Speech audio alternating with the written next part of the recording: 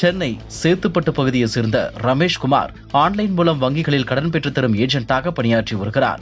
இவர் திருப்பூரை சேர்ந்த தங்கப்பாண்டி என்பவரிடம் கடன் பெற்றுத் தருவதாக கூறி 3 லட்சம் ரூபாயும், அதேபோல் அன்பு என்பவரிடம் கடந்த 2019ஆம் ஆண்டு 3 லட்சம் ரூபாயும் பெற்றுள்ளார்.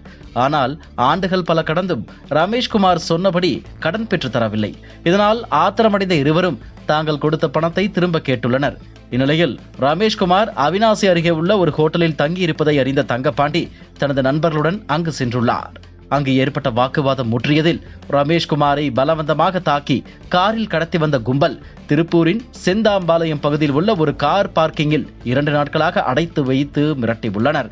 தகவல் அறிந்த ரமேஷ்குமாரின் நண்பர்கள் உடனடியாக காவல் கட்டுப்பாட்டு அறைக்கு தகவல் கொடுத்தனர். விரைந்து செயல்பட்ட நல்லூர் போலீசார் ரமேஷ்குமாரை பத்திரமாக மீட்டனர். இது தொடர்பாக தங்கப்பாண்டி, அன்பு, இசகி ராஜா, ரஞ்சித் குமார் மற்றும் முத்துக்குமார் ஆகிய 5 பேரையும் போலீசார் கைது செய்து தீவிர விசாரணை நடத்தி வருகின்றனர். கரையோ அழுக்கோ மனசுல இல்லாம துணியில மட்டும் இருக்கட்டும், அத நாங்க நீக்கிடுறோம். கவலைப்படாத கண்ணா, இதுக்கெல்லாம் ஒரே சொல்யூஷன் லெபனான் தான்.